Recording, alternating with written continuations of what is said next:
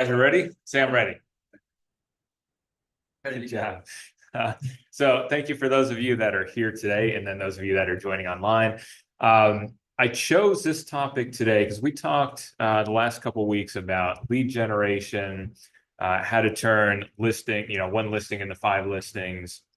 And so I wanted to make sure that we covered this because I think it's a extremely important topic to talk about to ensure that you have sustainability in this business. Because I think that's one of the things that we see a lot is you have agents who get their license, realize how much they can earn, per commission.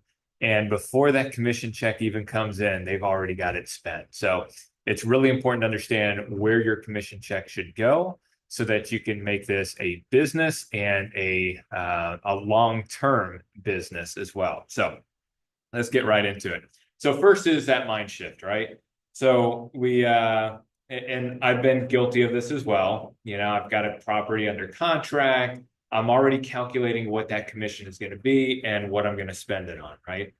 But we have to get into a mind shift because there's a lot of fluctuations in this business, and I'll talk a little bit more about that throughout this presentation. But it's really about building something sustainable, right? You didn't just get into this to be in real estate for 1 year, 2 years, and then go back to a regular 9 to 5, right? You want to create this to be a business that is going to sustain for hopefully the rest of your life. And that's when it comes into financial discipline and understanding how you should or where you should put all your money that comes in from those paychecks. Okay, so yeah, it's all about financial discipline. And discipline is probably the key word there. It's not easy. All right. It's so much easier to go out and be like, oh, I want that flashy thing.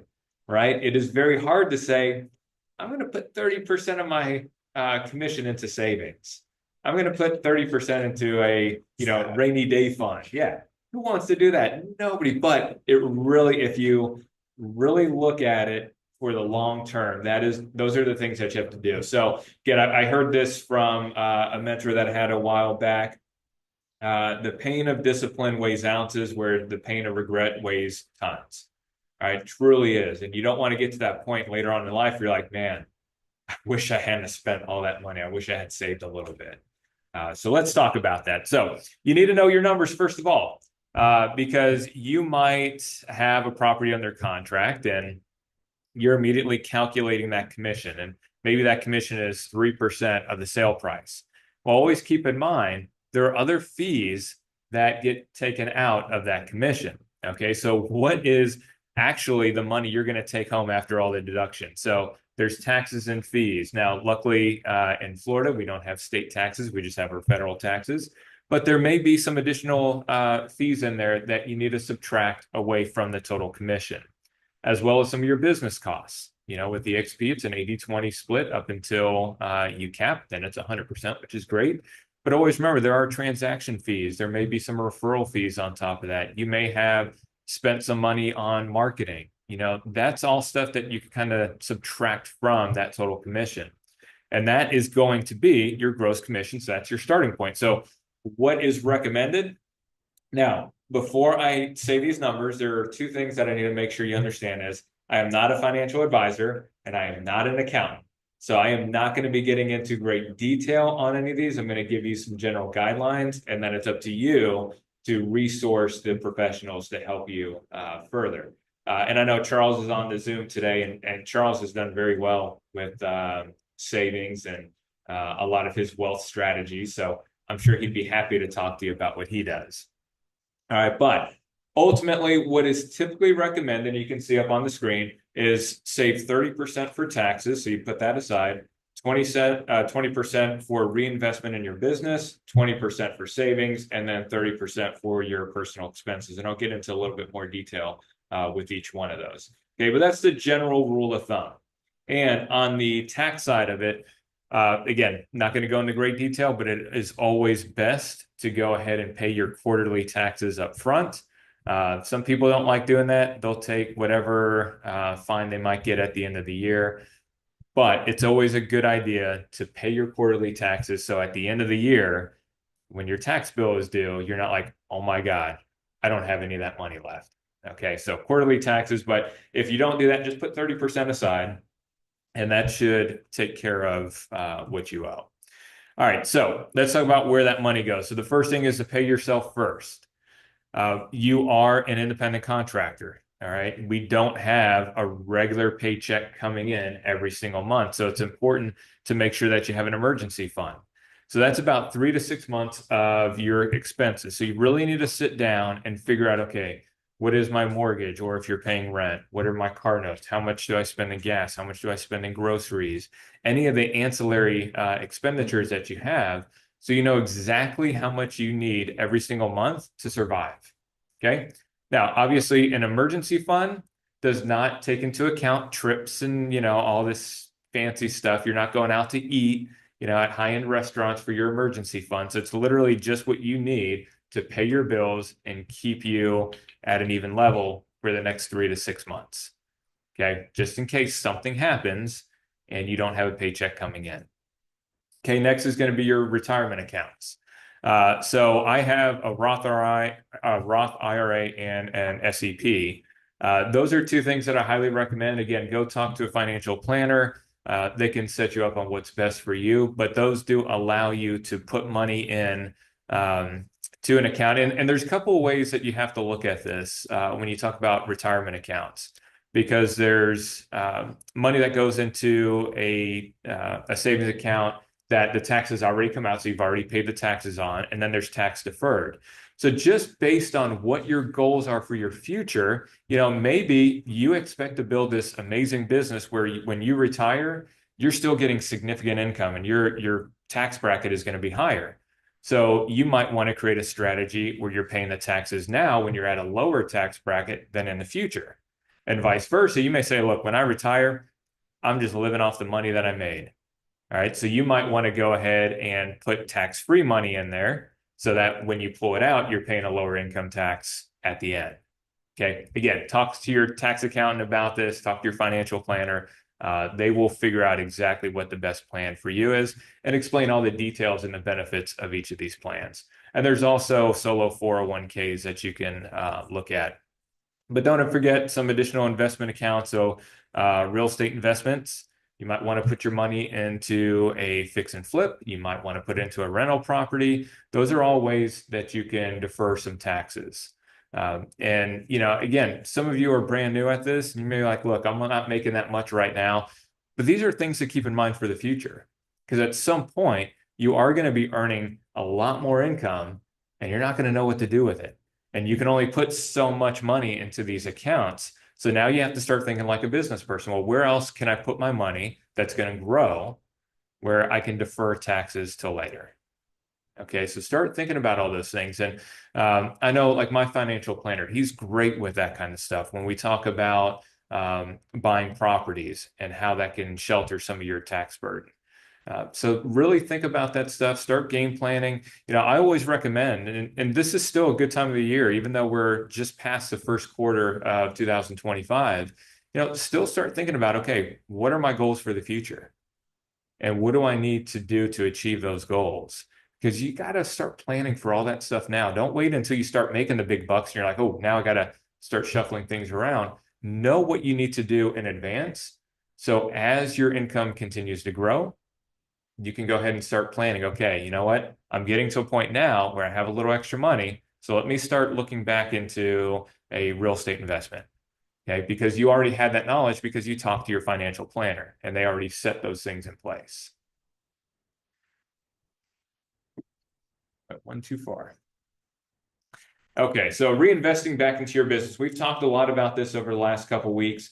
So first, any kind of marketing and lead generation. So with marketing, it could be you had a property that just sold, so you're sending out just sold postcards.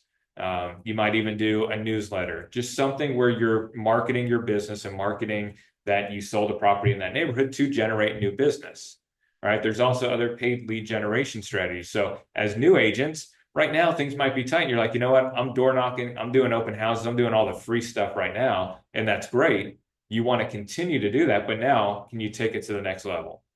Can you start paying for some leads? And sure, there's plenty of different options out there. And feel free to talk to Mark and myself about different paid lead generation sources. I went over a couple of those last week, but there's a lot more. All right. But you do have to be careful about that because it's real quick to spend a ton of money and get absolutely nothing back. So again, you got to figure out what's my goal for spending this money? What's my goal for marketing? And then decide from there how you're going to spend that. That way you spend it wisely and you get a return on your investment. Of course, education and skill development. Nobody knows it all. And the minute you think you know it all, you're in trouble. Okay, so spend time and spend money on your education. That's one of the things that is tough when you're self-employed, is it's so easy to, right? You don't have to come into an office too with what we do. You can stay home and then you get distracted by washing the clothes and, taking the dog out to walk, all the things that don't do anything to propel your business forward. Well, it's the same thing with education. We're not required to go and get additional education. Yeah, we've got our CECs, but those are very minimal. So invest in yourself, invest in your business, and what that looks like can be completely up to you. There are things like Tom Ferry. If you're a Tom Ferry type person, great, go to one of their trainings. There are some other local real estate trainers that do a great job and have great tools and resources, both in person and online. So invest in that stuff. And then tools and systems. Now, with EXP, we're lucky, right? We have all the tools and systems we need included in our membership. So we don't need to pay for any additional. But maybe there's something that you want to do, like videos. And there's a specific video app that's going to help take your videos to the next level. Invest in stuff like that. You're going to use that money to make yourself a better business person, a better promoter of the products and services that you sell. And in the marketplace, people are going to notice that. And then you're going to be the go-to person when somebody is looking to buy or sell. Okay. But that only happens when you start investing in yourself. And you'll realize that when you do that, you learn a little bit each and every time. And if you can get 1% better every single year, you'll be amazed at how well your business is running in the next 5 to 10 years.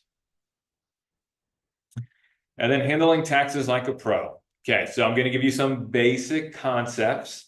Go to your tax accountant, let them figure out exactly how your business should be structured. But first and foremost, you'll hear this from everyone. Operate your business as a business and open a separate business account. Okay, so in real estate, our accounts do have to be under our name. So it's Matthew Hickey, LLC. If you want to have your commission checks go to your LLC, that's how you have to set it up. Okay. So you start with here in Florida, you go to SunBiz, you start a business, find your name in there. Hopefully your name is available. If not, you can figure out something that may still work for real estate. But you're going to deposit all of your commissions there. From there, you want to have a separate account for your taxes. So I have just a separate savings account that I throw in 30% of any commissions, and that's kind of my tax my account for all my taxes. Okay, but ultimately you want to hire a CPA. All right, don't risk doing it on your own. I can tell you, before I hired a CPA and I had them review the taxes that I did myself, which I thought it was pretty clever and smart. They're like, yeah, you probably could have saved an extra couple thousand here and a couple extra thousand here. And, if you did it this way, you actually would be so much better. You could have paid $10,000 less in taxes. I had that once. And so it's important to have that. Plus, it's backup. All right. When you start making more money, the IRS might look at it and be like, what's going on here? He's making more money. Expenses hasn't gone anywhere. Let's check this guy out or girl. And you get audited. All right. If you hire a CPA, the CPA is going to be there to handle the whole auditing process. Okay. And don't be scared of an audit. As long as you're doing things on the up and up, you're probably going to be fine. But it can happen to anyone. Okay. And the IRS really does look at where there's big changes in income.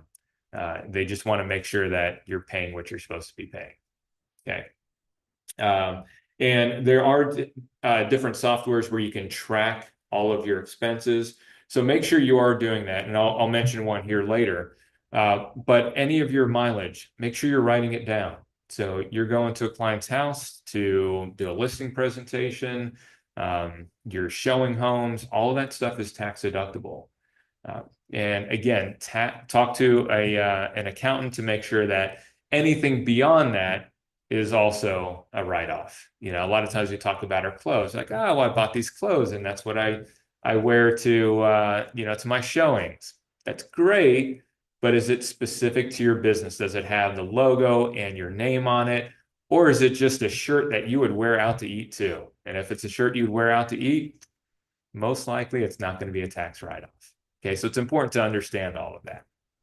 Same thing with meals and entertainment.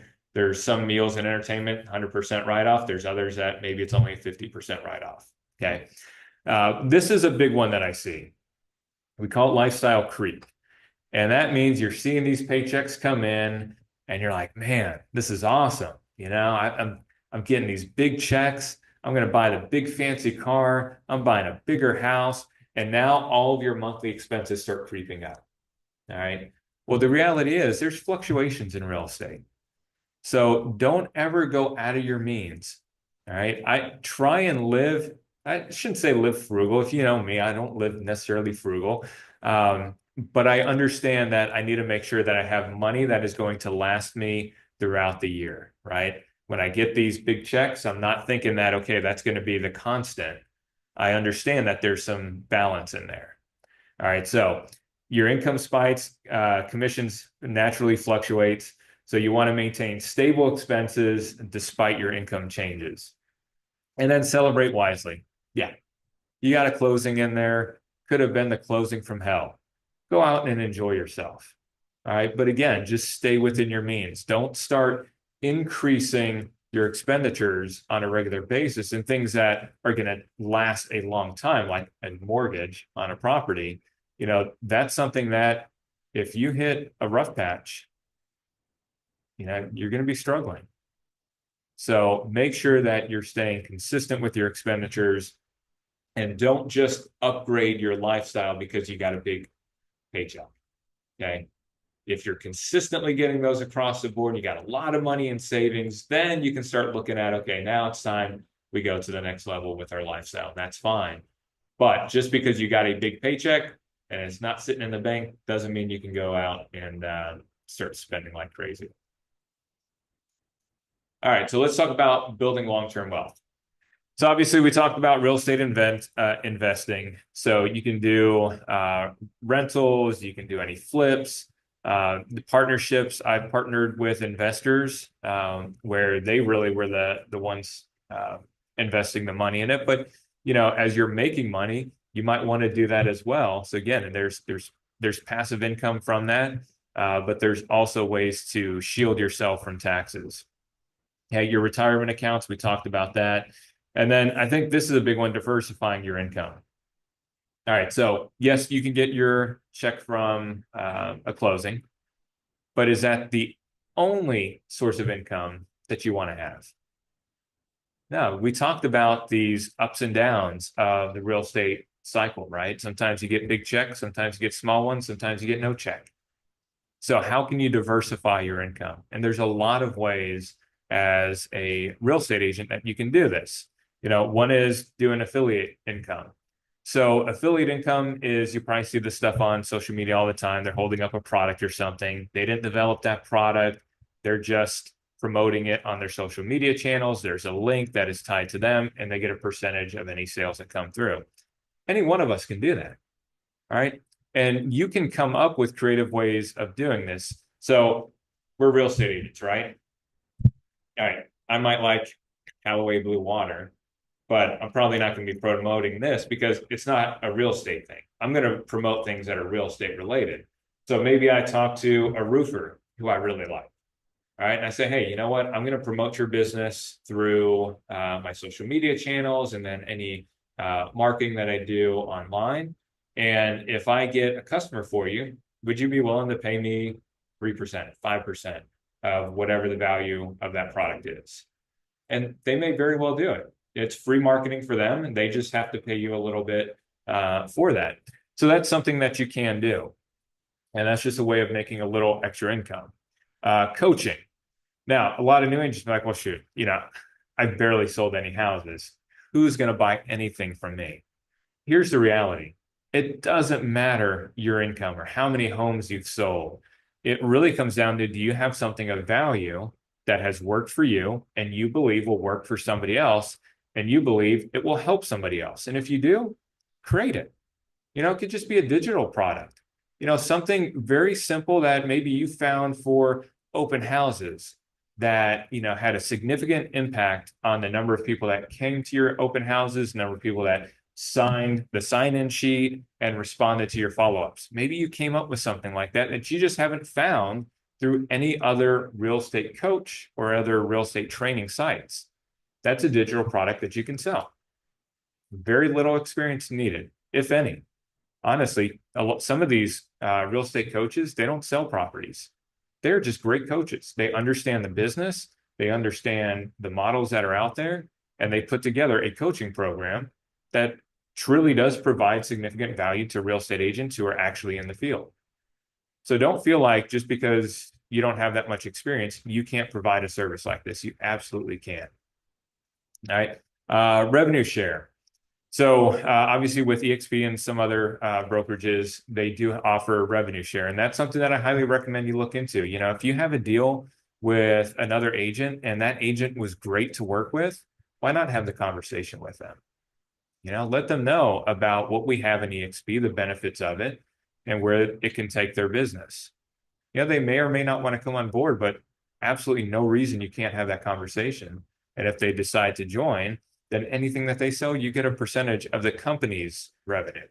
So you're not getting a percentage of their revenue, you're getting a percentage of the company's revenue. And I think that's awesome. With a lot of these programs too, especially like EXP, if you build that is a business that when you retire, as long as your license stays active with EXP, you continue to earn that revenue share. All right. So you see a lot of these like old school agents who are retiring, and they're retiring. They're like, yeah, but I'm still going to sell 1 or 2 houses a year because I need the income.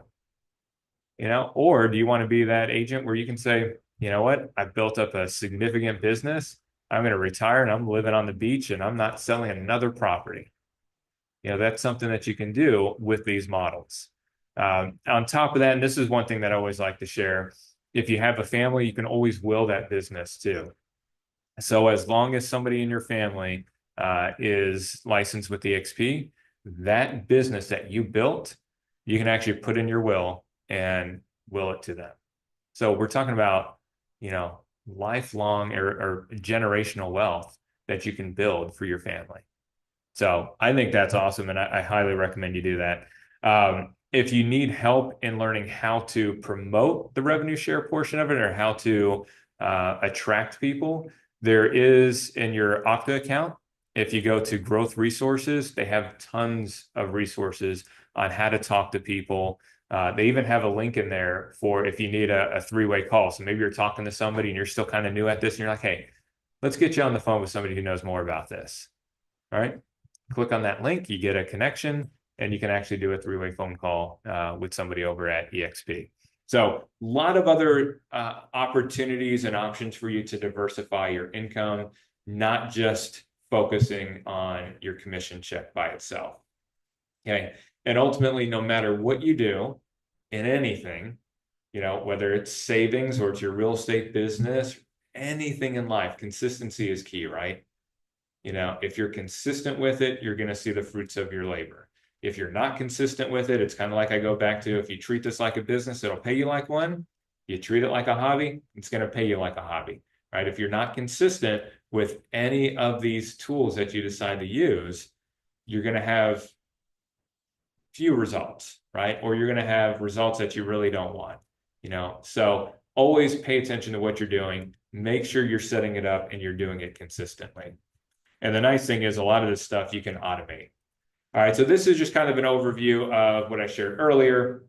So 30% to taxes, 30% to your living expenses, 20% each to business reinvestment and your savings.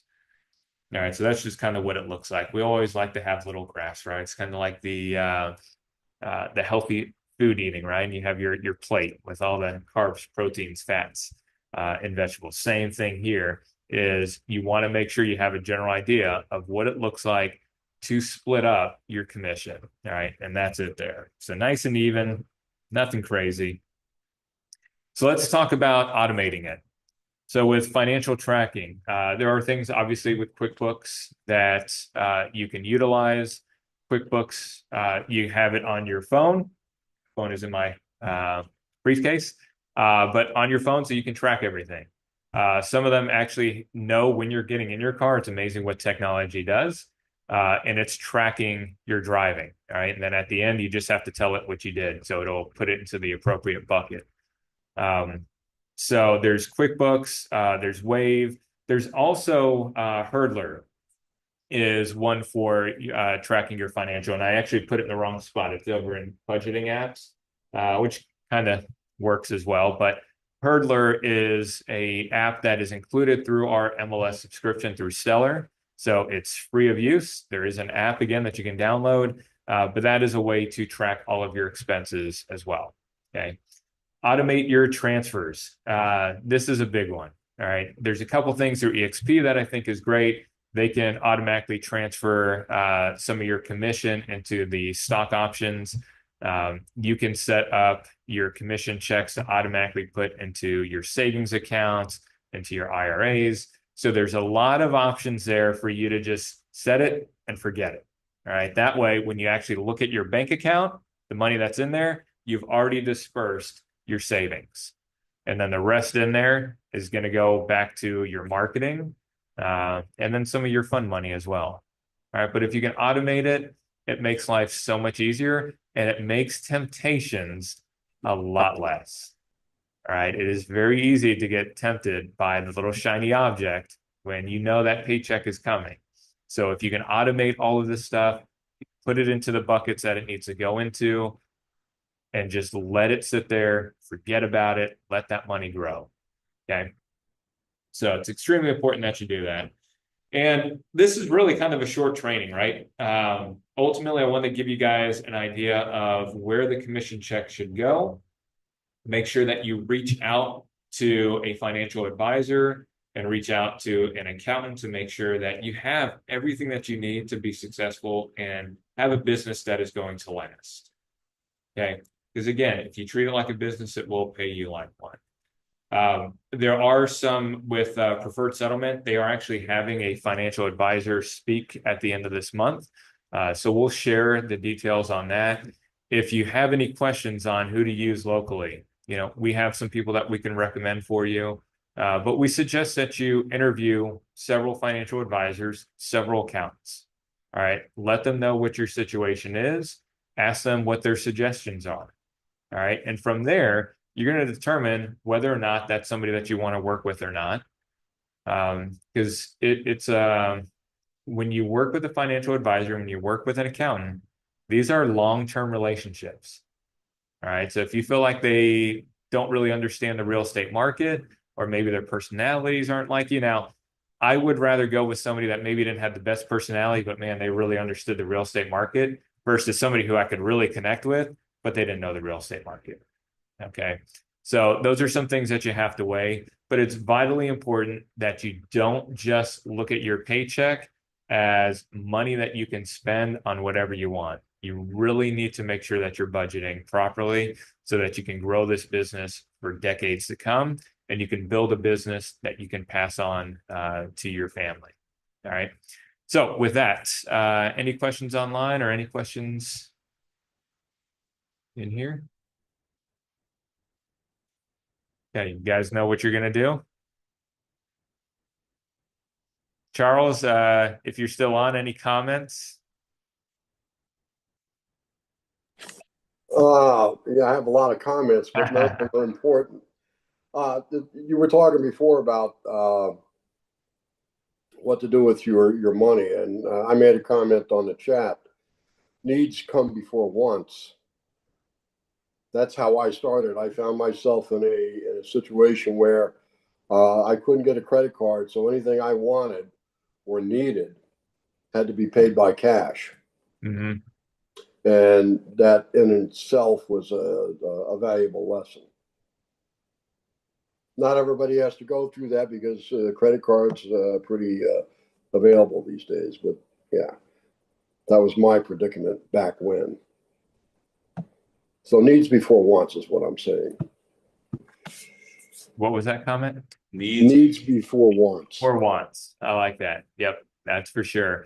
And I think we're, society's gotten to a point where everything looks like, well, you just spend money and it's fine. There'll be more money, on the back end. And sometimes it's true and sometimes it's not. So you just have to be smart about it.